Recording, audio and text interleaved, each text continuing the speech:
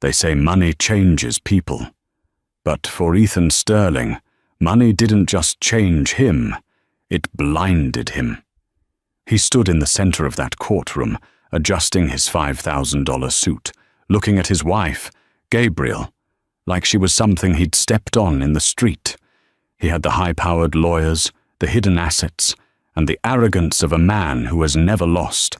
He told her she would leave their marriage with absolutely nothing. He told her she was a nobody. But Ethan made one fatal calculation. He forgot that even the quietest lamb can have a lion for a brother.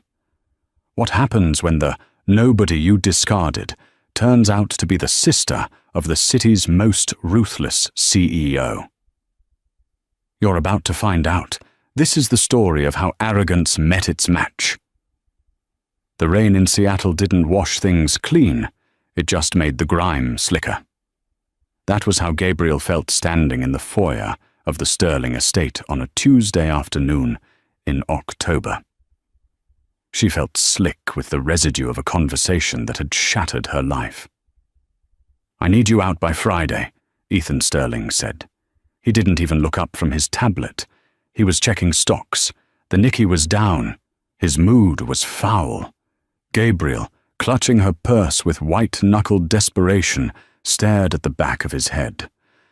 "Friday? Ethan, we've been married for 6 years. You can't just expire me like a contract." Ethan turned then.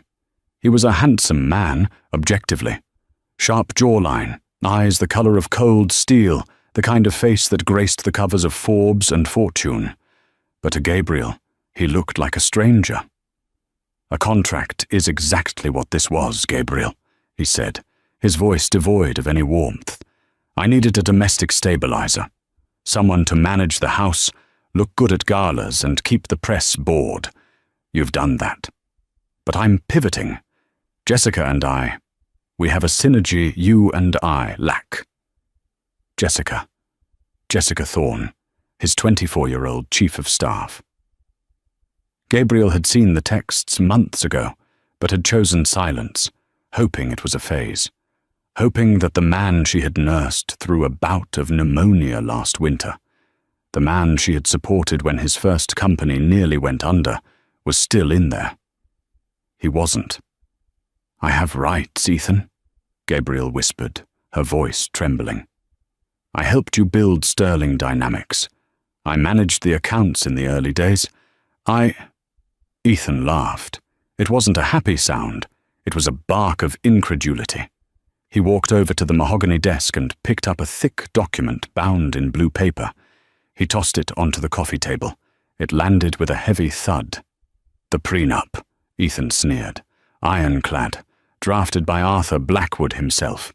You get a small stipend for 6 months, and you keep your car. That's it. No alimony, no claim to the real estate, no shares in the company." "That prenup was signed under duress," Gabriel argued, tears finally spilling over. "You told me it was just a formality. You said you'd tear it up after our first anniversary." "I lied," Ethan said simply. He checked his watch, a Patek Philippe she had bought him for his 35th birthday. "Look, don't make this ugly, Gabriel. You don't have the money for a lawyer who can go up against Blackwood. Just sign the divorce papers, take the stipend, and go back to whatever it is you people do. Go be a waitress. You were good at that when I found you." He walked past her, brushing her shoulder. He smelled of expensive cologne and betrayal. At the door, he paused. "Oh, and leave the jewelry. The diamonds are company assets." As the heavy front door clicked shut, Gabriel Sterling collapsed onto the cold marble floor. She was 32 years old. She had no job history for the last 6 years, no savings of her own because Ethan insisted on joint accounts she couldn't access, and she was being evicted from the only home she knew. But as she wept, a strange clarity began to form in the back of her mind. Ethan thought she was just Gabriel, the orphan waitress he had saved from a diner in Portland. He believed the story she had told him 6 years ago. He didn't know that Gabriel was a middle name. He didn't know that her last name, before she changed it to Sterling, wasn't just Smith, as she'd claimed on their marriage license application, a clerical error she had conveniently never corrected. Her birth name was Gabriel Vance, and the Vances didn't get mad. They got even. The next 3 weeks were a blur of humiliation. Ethan was efficient. He froze the credit cards within hours. He had security escort her off the property on Friday at noon, exactly as he threatened. The neighbors, people Gabriel had hosted for dinner parties, peered through their blinds, watching the Sterling girl get tossed out like yesterday's trash. Gabriel moved into a motel on the outskirts of the city. It smelled of stale cigarettes and pine cleaner. It was a far cry from the sprawling estate in Medina, but it was quiet. She needed quiet to think. She sat on the edge of the sagging mattress, staring at her phone. It was a burner phone she'd bought with cash from selling a few designer handbags Ethan hadn't catalogued. She held it for a long time, her thumb hovering over a contact she hadn't called in 7 years. Julian. 7 years ago, Gabriel had walked away from the Vance family empire. She wanted to be loved for herself, not for the billions her father had made in shipping and logistics. She wanted a simple life. She had run away, changed her identity, and found Ethan. She thought Ethan loved her.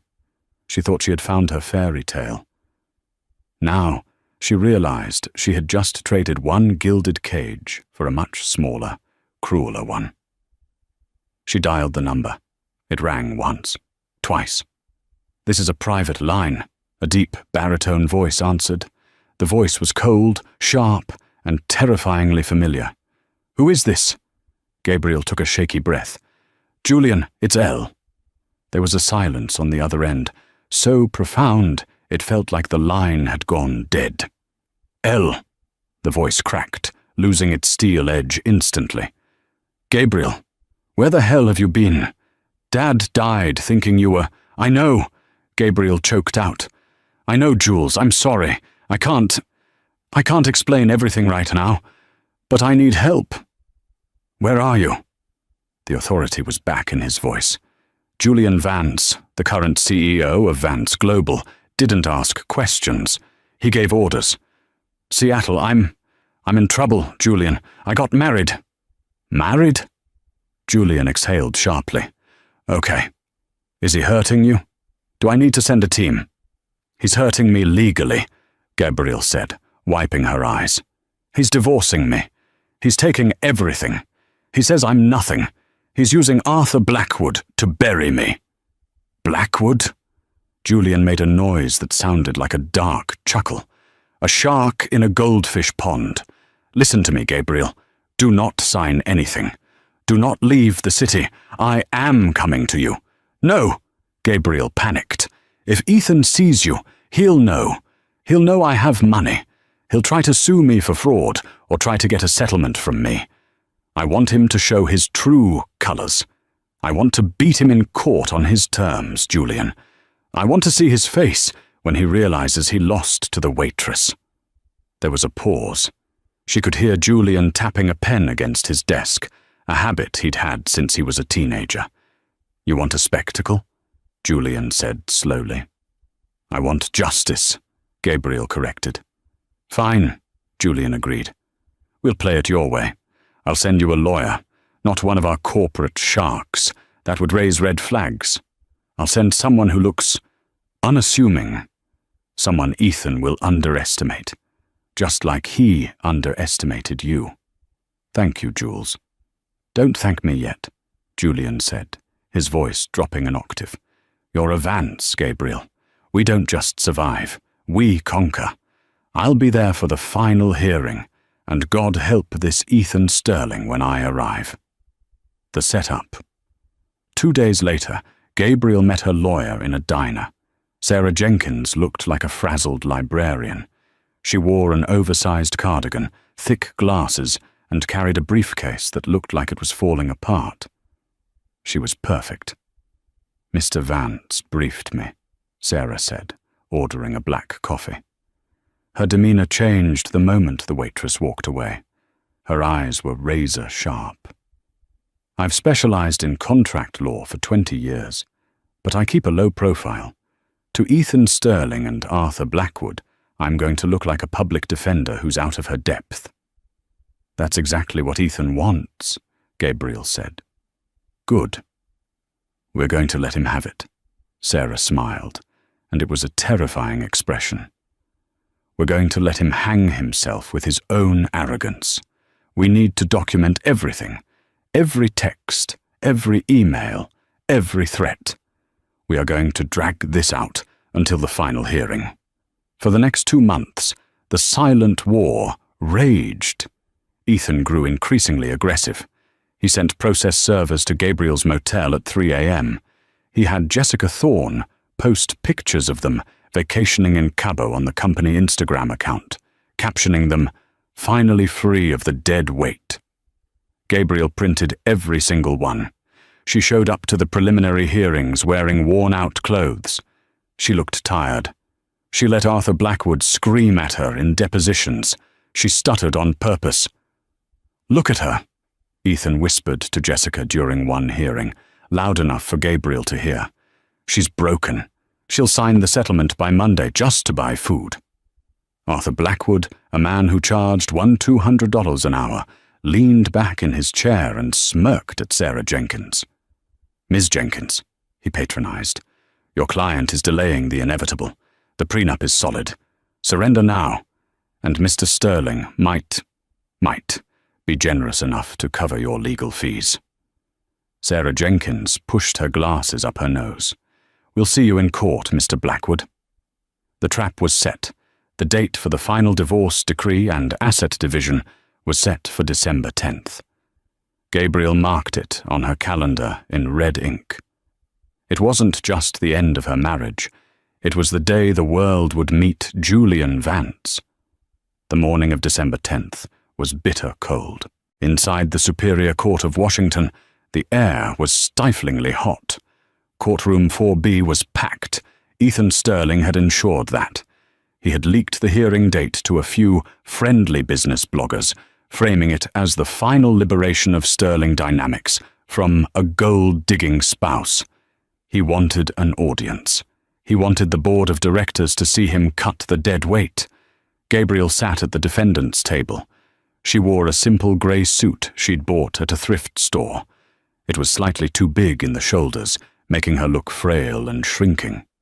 Next to her, Sarah Jenkins shuffled through a stack of disorganized papers, dropping a pen, looking every bit the incompetence lawyer Ethan assumed she was. On the other side of the aisle, the atmosphere was a cocktail party. Ethan sat flanked by Arthur Blackwood and 3 junior associates.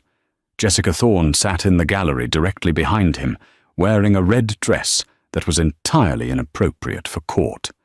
She smirked at Gabriel, mouthing the word, "Buy." "All rise," the bailiff bellowed. Judge Harrison swept in. He was an older man with a reputation for impatience. He looked at the packed gallery and frowned. "This is a divorce hearing, not a theatre production. Keep it quiet or I'll clear the room." Arthur Blackwood stood up, buttoning his jacket. "Your Honor, we represent the plaintiff, Mr. Sterling. We are here to enforce the prenuptial agreement signed 6 years ago and finalize the dissolution of marriage. This is a straightforward case that the defendant has been dragging out with frivolous delays." The judge looked at Sarah. "Ms. Jenkins, you're representing Mrs. Sterling." "Yes, Your Honor," Sarah squeaked, adjusting her glasses. We contest the validity of the prenup on the grounds of unconscionability and, lack of full disclosure." Blackwood laughed, a short, sharp sound. "Your Honor, this is ridiculous. Mr. Sterling disclosed every asset. Mrs. Sterling was a waitress at Big Ed's diner when they met. She brought 0 assets into the marriage. She simply wants a payout she didn't earn." Ethan leaned back, crossing his legs. He watched Gabriel. He wanted to see her cry. He wanted her to beg. "Mr. Sterling," the judge said, looking at the papers, "you are claiming that Mrs. Sterling made no significant contribution to the marriage or the company." Ethan stood up. He didn't need a lawyer for this part. He wanted to say it himself. "Your Honor, Gabriel was decorative. I tried to teach her about the business, but she lacks the pedigree and the education. She cooked meals and hosted parties. That is the extent of her value. Now that the company is expanding globally, I need a partner who understands that world. Gabriel does not." Gabriel stared at the table. She remembered the nights she stayed up until 4 a.m. helping him balance the books when his CFO quit. She remembered using her waitress savings to pay for the incorporation fees of his first subsidiary. "I see," the judge said, scribbling notes. "And you are offering no alimony?" "The prenup states 0 alimony if the marriage lasts less than 7 years, Blackwood interjected smoothly. "We are at 6 years and 11 months. The contract is clear." "It's cruel," Sarah Jenkins said, her voice shaking slightly. "My client has no home, no job, and no savings." "That sounds like a personal problem," Blackwood shot back. "Not a legal one," the gallery murmured. Even the business bloggers looked uncomfortable. It was a slaughter. "I'm inclined to agree with the plaintiff," Judge Harrison sighed, looking at the clock. "Unless the defense has substantial evidence of fraud or hidden assets, the prenup holds. Ms. Jenkins, do you have anything other than emotional appeals?" Sarah Jenkins stopped shuffling her papers. She went very still. Gabriel looked up. The tears were gone from her eyes. "Actually, Your Honor," Sarah said. Her voice had changed. The squeak was gone. It was replaced by a tone of calm, deadly precision. "We do have one motion. We would like to introduce a new witness regarding the financial status of Sterling Dynamics."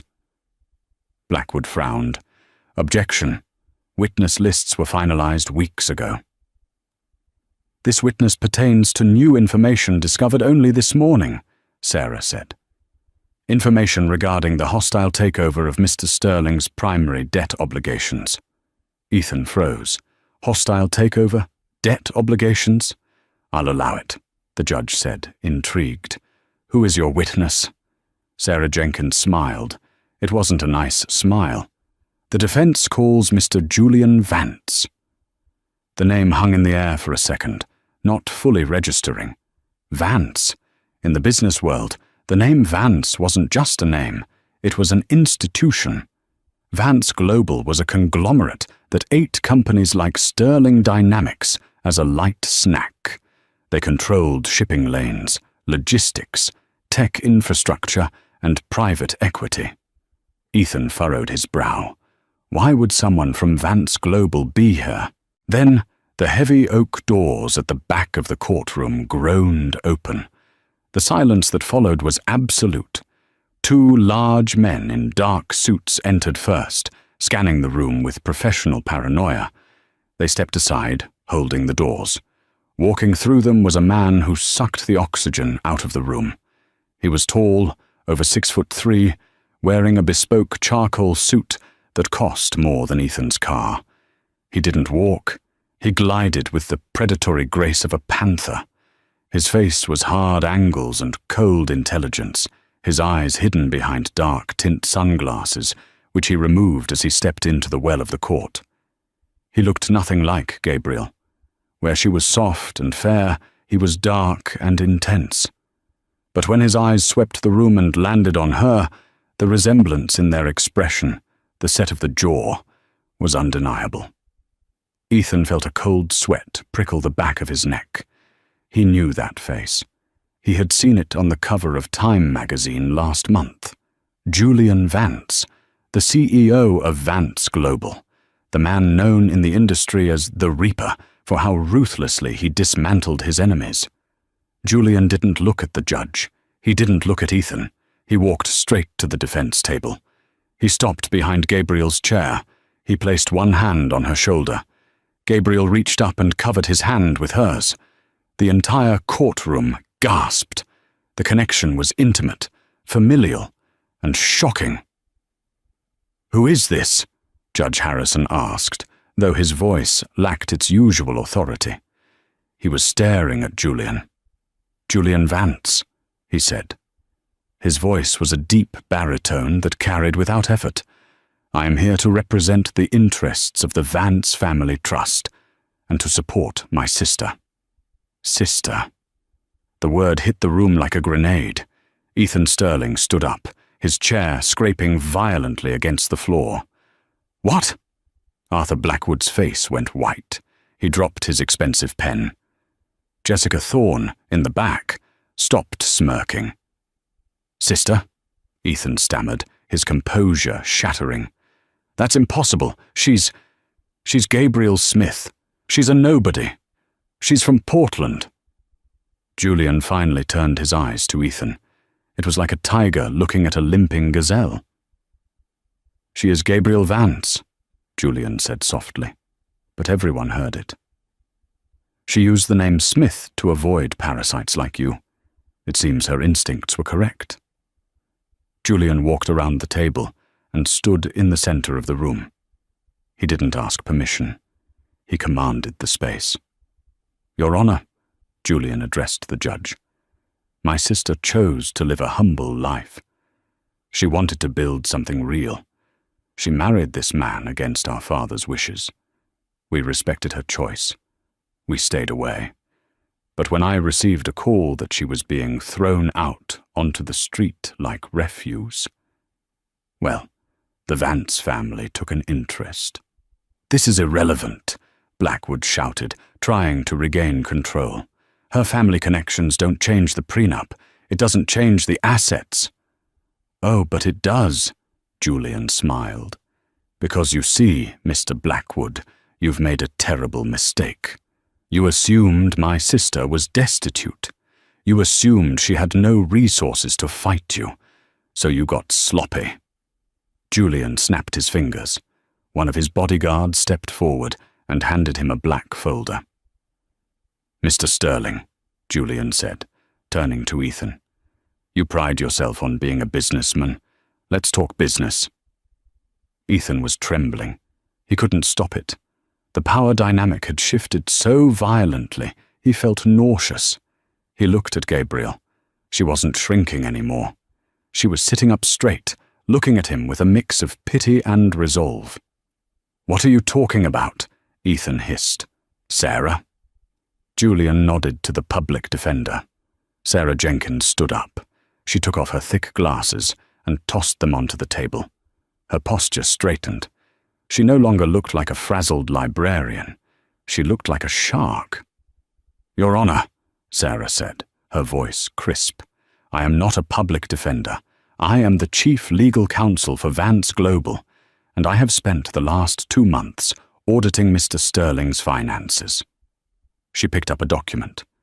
"Mr. Sterling claims full disclosure of assets," Sarah began.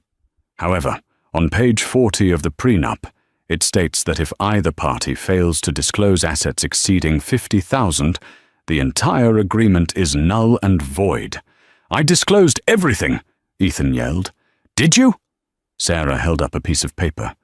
"What about the offshore account in the Cayman Islands holding $2.4 million, the account labeled consulting fees?"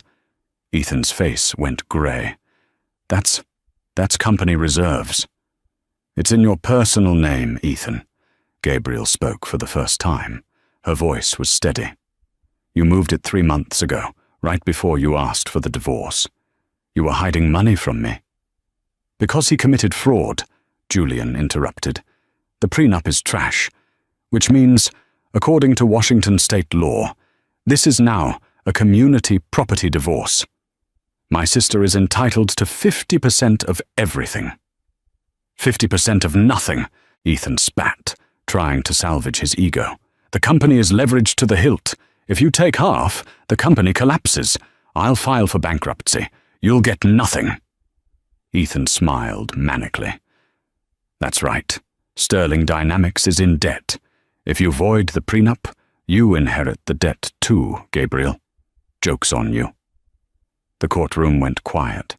It seemed Ethan had played a suicide card.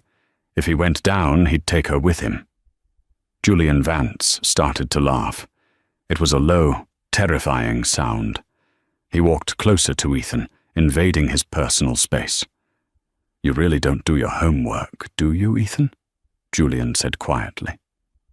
"Who do you think holds your debt?" Ethan blinked. "What?" "The bank loan you took out 4 years ago to expand," Julian listed. "The mezzanine financing from last year. The emergency credit line you tapped into last week to pay for your mistress's new condo." Jessica Thorne audibly gasped in the gallery.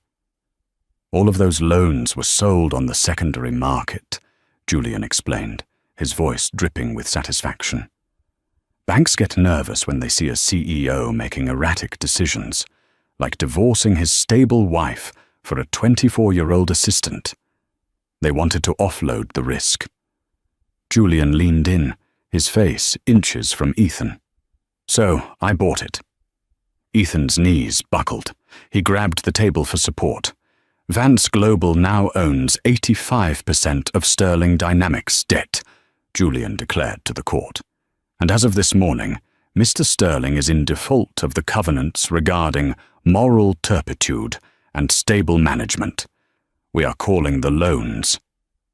"You can't," Ethan whispered.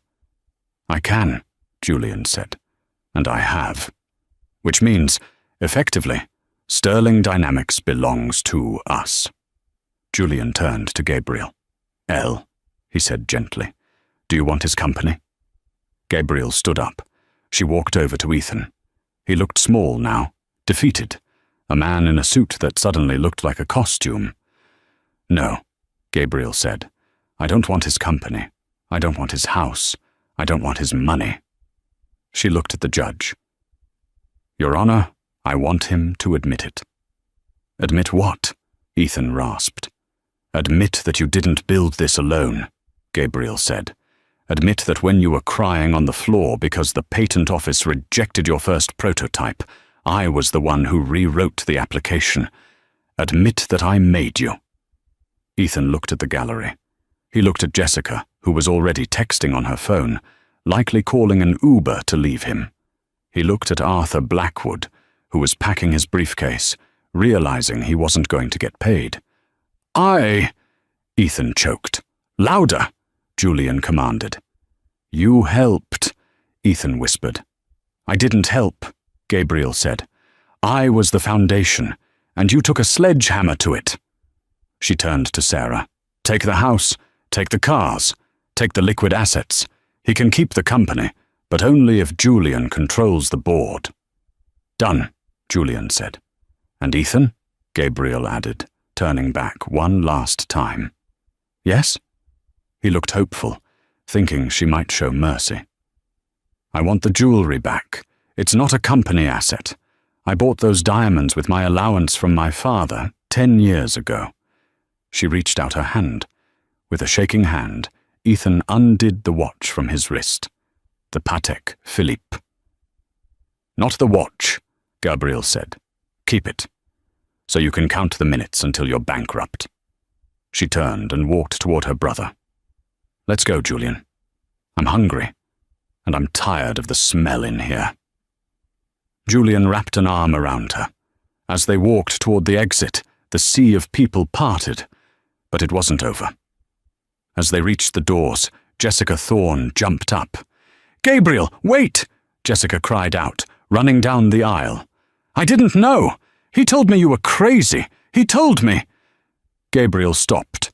She looked at the young woman. She saw herself from 6 years ago. "He lied to you, Jessica," Gabriel said. "But you knew he was married. You made your choice." Gabriel pushed the doors open and walked out into the cold Seattle air, which suddenly felt incredibly warm. The rain outside the Superior Court of Washington didn't just fall. It felt like it was being driven into the pavement by a hammer. Ethan Sterling stood on the curb, the water soaking through the shoulders of his $5,000 Italian suit, turning the bespoke wool into a heavy, sodden mess. The courtroom doors had closed 10 minutes ago, but the sound of the gavel striking the wood still rang in his ears like a gunshot. Fraud. Malfeasance. Void. The words bounced around his skull, refusing to settle.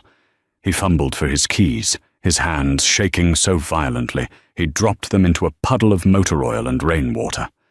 As he bent to retrieve them, humiliatingly wiping the grime onto his trousers, he saw a pair of red-bottomed heels stop inches from his face. He looked up. Jessica Thorne was standing there under a large black umbrella. She wasn't offering to share it. She was looking at him with the clinical detachment of a biologist examining a dead frog.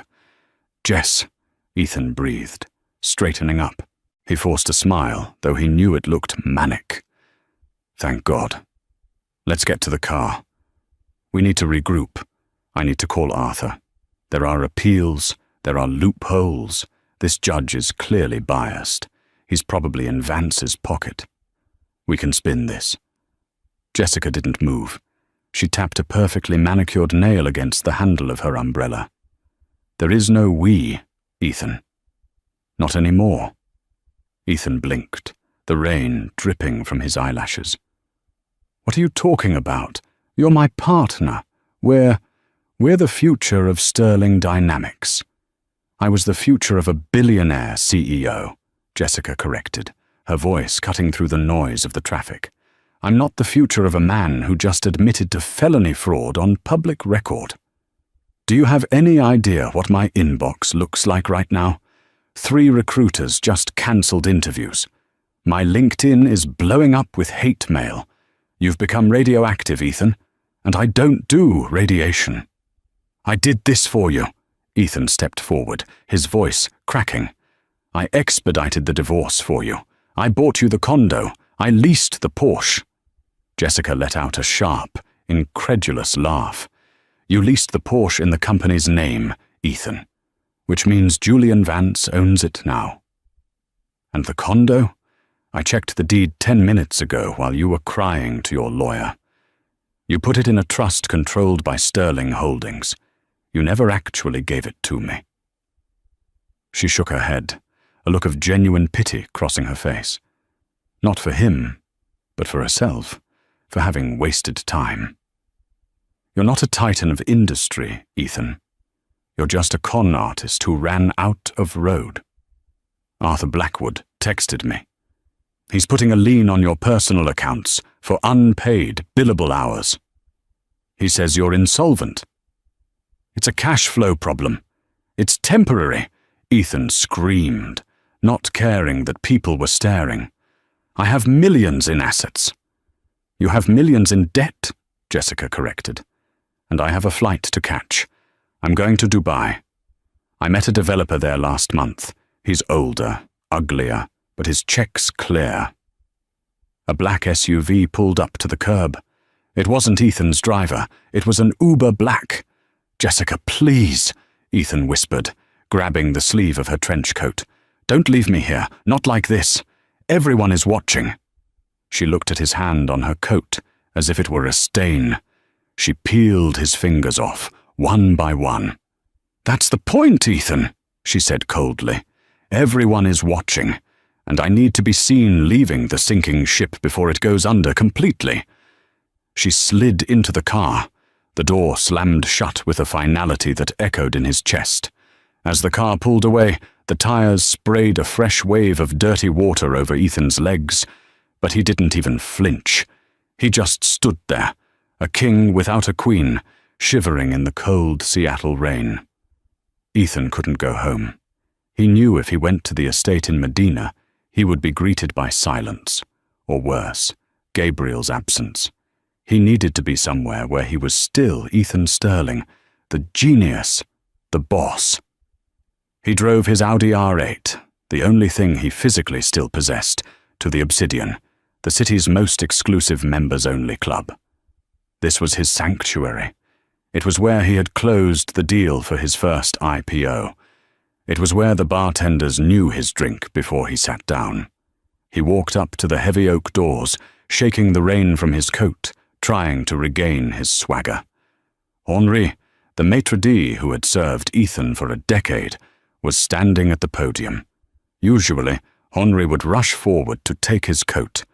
Today, Henri stayed behind the podium, his face like stone. "Good evening, Mr. Sterling," Henri said. The tone was polite, but freezing. "Henri, Scotch, neat, and a private booth. I have calls to make," Ethan said, moving to brush past him. Henri stepped sideways, blocking the path. "I am afraid I cannot admit you tonight, sir." Ethan stopped. He felt a vein throb in his temple. "Excuse me. I'm a Platinum Founder member. I pay $50,000 a year for this membership." "Your membership was revoked via email 20 minutes ago," Henri said, keeping his voice low so the other guests wouldn't hear. "The Board of Governors has a strict policy regarding members who are under criminal investigation. They felt your presence would disrupt the atmosphere." "Criminal investigation?" Ethan hissed. "It's a divorce case, a civil matter." "I believe the phrase, securities fraud, was mentioned on the news, sir," Henri said, glancing at a TV screen in the bar area.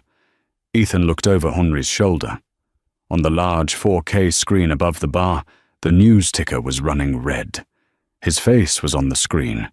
It was a photo from 3 years ago, where he looked arrogant and untouchable. Next to it was a photo of Julian Vance, looking like the Grim Reaper. The patrons inside, men Ethan had played golf with, men he had invited to his wedding, were looking at him. They weren't waving. They were averting their eyes, sipping their drinks, creating a wall of social silence. "This is ridiculous," Ethan spat, reaching for his wallet. "I'm buying the bar a round. Put it on my black card." He slammed the heavy titanium American Express card onto the podium. Henri sighed, a sound of profound weariness. He picked up the card and swiped it through the terminal. The machine flashed a red light. Henri looked at the readout, then at Ethan. He didn't hand the card back. He dropped it into a slot under the counter. "The issuer has flagged the account, sir. I am instructed to retain the card." Ethan felt the floor tilting beneath him. That card was his lifeline. It was his identity. "Give it back," Ethan growled. "That's theft." "Please leave, Mr. Sterling," Henri said, signaling to 2 large security guards standing in the shadows. "Before we have to escort you." Ethan backed away. He looked at the warm, golden light of the club, the laughter, the clinking glasses, a world he had clawed his way into, a world that had just spat him out. He turned and ran back to his car. He sat in the driver's seat, gripping the steering wheel until his knuckles turned white. He screamed, a primal, raw sound of rage that fogged up the windows. He had nowhere to go. He checked his phone. 7 missed calls from reporters, 0 calls from friends. He reclined the seat of the $200,000 sports car and closed his eyes. For the first time in 10 years, Ethan Sterling slept in his car. The next morning, Ethan woke up with a stiff neck and a plan. Denial is a powerful drug, and Ethan had overdosed on it. He pulled into the executive parking garage. His spot, reserved for CEO, was empty. He parked, feeling a flicker of relief. At least they hadn't painted over his name yet. He took the private elevator to the top floor. He straightened his tie in the reflection of the brass doors. He needed to look powerful. He needed to channel the energy that had built this company. The elevator doors pinged open. The 40th floor was usually a hive of activity, phones ringing, analysts shouting, the hum of commerce. Today, it was silent. The open plan office was packed, but no one was working. The entire staff, nearly 200 people, were standing in the center of the room. They weren't looking at their screens. They were looking at the large glass wall of Ethan's corner office. Inside the office, sitting at Ethan's desk, was Julian Vance. Julian wasn't alone. He was surrounded by a team of people Ethan didn't recognize. Men and women in severe grey suits, typing furiously on laptops that were plugged into Sterling's servers. Ethan stormed through the bullpen. What is going on here? Why isn't anyone working? The sea of employees parted. Usually they moved out of fear. Today they moved out of curiosity. They wanted to see the crash. Chloe, the receptionist, stood near the door. She looked terrified, but she didn't step aside. "Get out of my way, Chloe," Ethan snapped. "She's following orders, Ethan," Julian's voice boomed. Julian pressed a button on the desk, activating the speaker system. His voice filled the entire floor. "Come in. We were just getting to the good part." Ethan pushed past Chloe and burst into his office. "You have no right to be in my chair. The bylaws state that a CEO can only be removed by a majority vote of the board." "Correct," Julian said calmly. He spun the chair around, Ethan's ergonomic leather throne, and at 8:00 a.m. this morning, the board voted, unanimously. Even your old college buddy, Greg, voted against you. Turns out, Greg doesn't like it when his stock options plummet by 40% in a single day. Julian picked up a stack of documents. "But we aren't here to talk about bylaws. We're here to talk about forensic accounting." Julian motioned to a woman standing next to him. She was sharp-featured, wearing glasses that looked like they could cut glass. "This is Ms. Lin. She's an auditor for the SEC. She's been very interested in your Creative Development Fund." Ethan felt the blood drain from his face. That is a classified R&D budget." "Is it?" Ms. Lin spoke up, her voice dry and raspy. "Because according to these wire transfers, the Creative Development Fund paid for a villa in Tuscany, a $60,000 diamond necklace from Cartier, and a retainer for a divorce attorney named Arthur Blackwood." The staff outside the glass walls gasped. The intercom was still on. Everyone could hear. That's a clerical error," Ethan stammered. "I can explain. I intended to pay it back." "That's called embezzlement, Ethan," Julian said, standing up. He walked around the desk. He looked massive, towering over Ethan. "And we found the second set of books, the ones you kept on the encrypted drive in your safe, the ones that show Sterling Dynamics has been technically insolvent for 18 months. Julian leaned in close. "You've been running a Ponzi scheme, Ethan. You've been paying old investors with new debt, and you've been using my sister's credit rating to prop up the loans." "She's my wife," Ethan yelled. "Her assets are my assets." "Not anymore," Julian said. "Now she's your creditor, and I'm her collection agent." Julian turned to the glass wall, addressing the hundreds of employees watching. "Everyone, listen up," Julian said clearly. "Sterling Dynamics is under new management. Your jobs are safe. Your pensions are safe. Vance Global is capitalizing the payroll immediately." A murmur of relief swept through the room. Some people actually cheered. "However," Julian continued, pointing a finger at Ethan, "there is a tumor we need to cut out." 2 security guards, men Ethan had hired, men whose Christmas bonuses he had cancelled last year to pay for his car detailing, stepped into the office. "Frank," Ethan said, looking at the head of security. "Frank, escort this man out." Frank looked at Ethan. He looked at the way Ethan was sweating, the way his suit was wrinkled from sleeping in the car. "I take my orders from the CEO, Mr. Sterling," Frank said. He turned to Julian.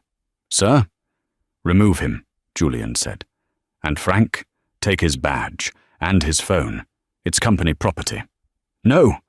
Ethan backed into the wall. "You can't take my phone. All my contacts are on there." "They aren't your contacts," Julian said. "They are company leads." Frank stepped forward and held out his hand. "Phone, sir, and the keys to the R8. The auditor says the lease is in default." Ethan stared at them. He was being stripped, layer by layer, the CEO title, the office, the phone, the car.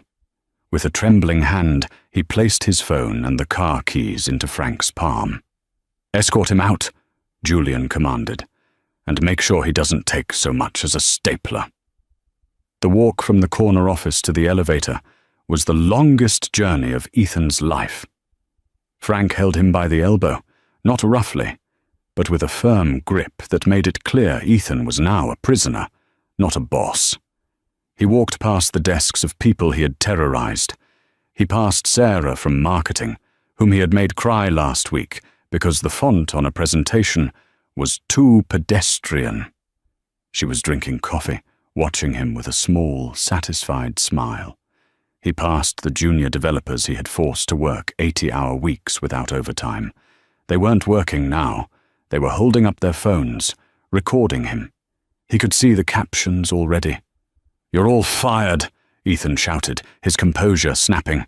"I'll fire every single one of you when I get back." "Keep walking, sir," Frank said, tightening his grip. They reached the elevator. The doors opened. Frank shoved him inside.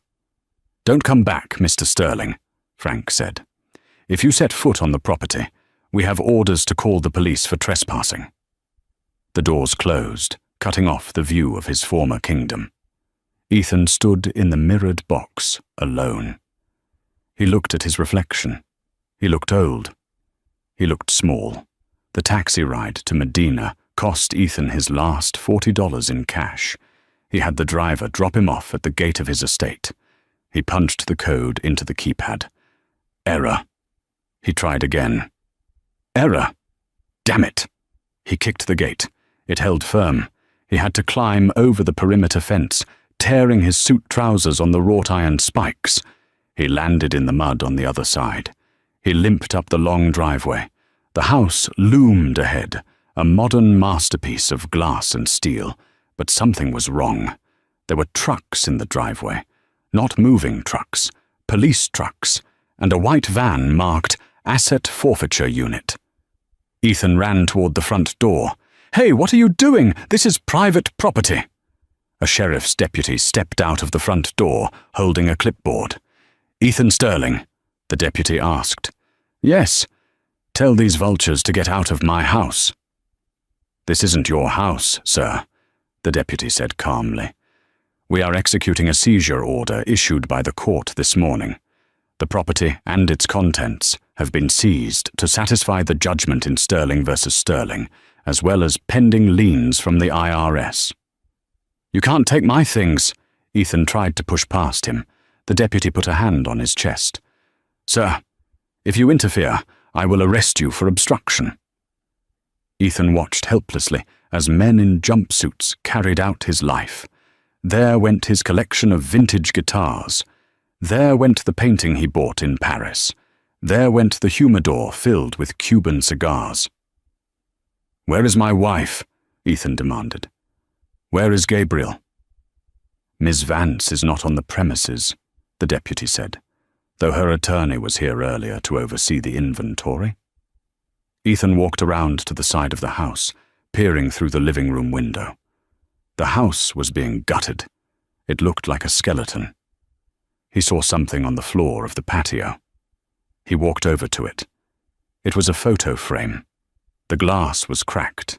It was a picture of him and Gabriel from their honeymoon in Bora Bora. They looked happy. He looked human. He picked it up. Behind the photo, tucked into the frame, was a note. It was written in elegant, looping cursive.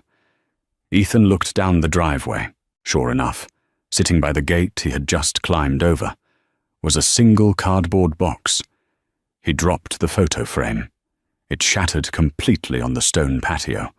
He walked back down the driveway, the rain soaking him to the bone. He reached the box.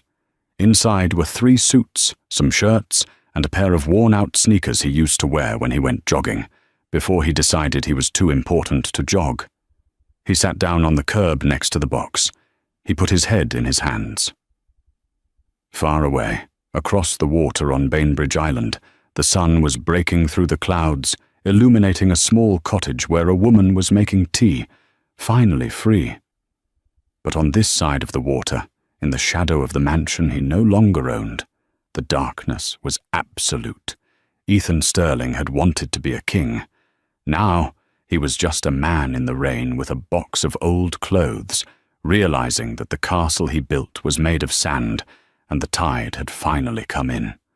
While Ethan's world was contracting into a singularity of lawsuits and debt collectors, Gabriel's world was expanding. She refused to move into the Vance family estate. "I need to breathe my own air, Julian," she had told her brother. "I can't go from Ethan's cage to Dad's museum." Instead, she bought a small, sun-drenched cottage on Bainbridge Island. It wasn't grand. It had a leaky faucet and a garden that needed weeding, but it was hers. Every timber, every window, every rose bush belonged to her. For the first month, she did nothing but sleep and cry. She grieved not for Ethan, but for the 6 years of her life she had wasted trying to be small enough to fit into his pocket. She grieved for the girl who thought love meant silence, but by the second month, the fog began to lift. Gabriel started writing again.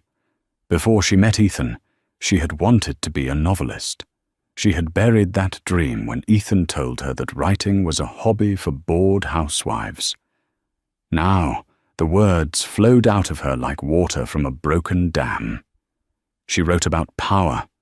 She wrote about betrayal. She wrote about a woman who cut off her own wings to please a man who couldn't fly, and how she grew them back.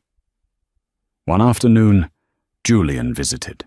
He arrived not in a helicopter, but on the public ferry, wearing jeans and a sweater. He looked younger, less like the titan of industry, and more like the brother she remembered playing tag with in the Hamptons. He sat on her porch, drinking iced tea. "You look good, Elle," he said. "You have color in your cheeks." "I feel good," Gabriel smiled, looking out at the sound. "I feel real." "The audit on Sterling Dynamics is finished," Julian said quietly. "It's bad, Elle. Ethan was cooking the books for years. He's looking at prison time. The SEC is involved." Gabriel took a sip of her tea. She waited for the pang of guilt, the urge to help him. It didn't come. "That's his journey, Julian," she said. "Not mine." "We're rebranding the company," Julian continued. "We're stripping the Sterling name. We're going to pivot the technology toward medical logistics, delivering vaccines to rural areas. It was your idea, wasn't it? Years ago. You mentioned it in one of your old notebooks, I found." Gabriel looked at him, surprised. "He told me it wasn't profitable." "He was wrong," Julian said. "It's going to save thousands of lives, and I want you on the board, not as a figurehead, as an advisor." Gabriel shook her head. "No corporate boards, Jules. That's your world." "Then what will you do?" "I'm starting a foundation," Gabriel said, her eyes lighting up. "I'm calling it the Chrysalis Fund. We're going to provide legal and financial aid to women trapped in financially abusive marriages. We're going to hire lawyers like Sarah Jenkins to fight for women who are told they are nobodies." Julian grinned. It was the same shark-like grin he used in business, but this time it was full of pride. "How much do you need?" he asked, reaching for his checkbook. Gabriel placed her hand over his. "Put the checkbook away, big brother. I have my divorce settlement. I have half of the liquid assets Ethan tried to hide. I'm funding this myself." 6 months later. The New Beginnings Gala was the social event of the season in Seattle. It was held at the Chihuly Garden and Glass Museum, a wonderland of color and light. The press was there in droves, but they weren't there for the usual celebrities. They were there for Gabriel Vance.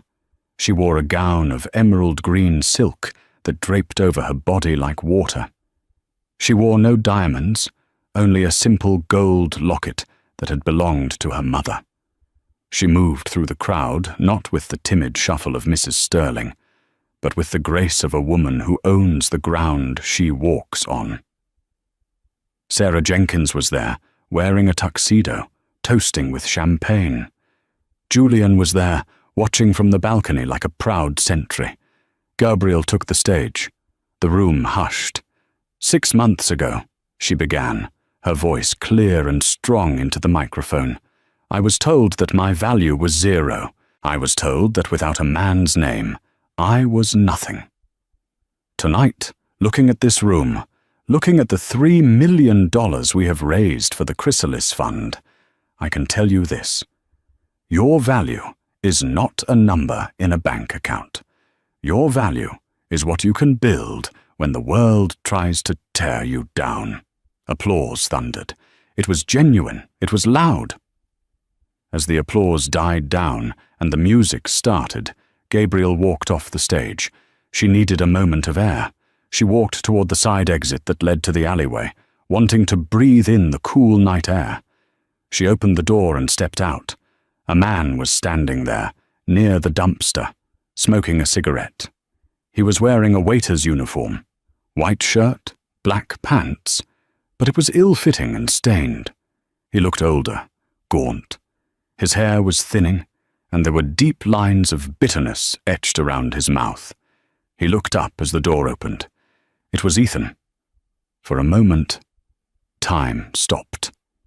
Ethan dropped the cigarette. He looked at Gabriel in her emerald gown, bathed in the golden light spilling from the venue. He looked at the woman who was once his wife, the woman he had discarded. He looked at his own hands, rough and red from washing dishes. He had been hired by the catering company under a false name because no reputable firm in the city would touch him pending his trial. Gabriel, he croaked. His voice was raspy. Gabriel looked at him. She didn't feel hate. She didn't feel fear. She felt nothing. He was just a ghost, a bad memory. "Hello, Ethan," she said politely. He took a step forward. "I heard about the fund. It's good work. Thank you. I'm going through a hard time, Elle," he said, his eyes darting around nervously. "The lawyers, they took everything. I'm living in a studio apartment in Tacoma. I'm working double shifts just to pay for a public defender." He looked at her with that old, manipulative glint in his eye. "I was thinking, maybe, for old times' sake, you could help me. Just a small loan, until I get back on my feet." Gabriel stared at him. The audacity was breathtaking. Even now, at rock bottom, he saw her as a resource, a tap to be turned on. She reached into her purse. Ethan's eyes lit up. He expected cash. He expected a check. Gabriel pulled out a small rectangular business card. She held it out to him. Ethan took it. He squinted at it in the dim light. The Chrysalis Fund. Legal aid for victims of financial abuse. "What is this?" Ethan asked, confused. "It's my card," Gabriel said. "If you ever find a partner who treats you the way you treated me, give them this card. We can help them escape you." She turned around, the emerald silk swirling around her ankles. "Gabriel," Ethan called out, desperation cracking his voice. "Gabriel, wait! I made you! You're nothing without me!" Gabriel paused at the door. She didn't turn back. "Goodbye, Ethan," she said softly. She stepped back into the light, back into the music, back into the warmth of the life she had built. The heavy metal door clicked shut behind her, leaving Ethan Sterling alone in the dark, in the rain, exactly where he belonged. Gabriel Vance's story isn't just a tale of revenge, it's a tale of reclamation. Ethan Sterling made the classic mistake of the arrogant. He confused silence for weakness and kindness for stupidity. He believed that value is determined by a bank balance and that people are disposable assets. But he learned the hard way that the wheel of fortune is always turning. The woman he threw away became the architect of his downfall, not by becoming a monster like him, but by embracing the very strength he tried to suppress.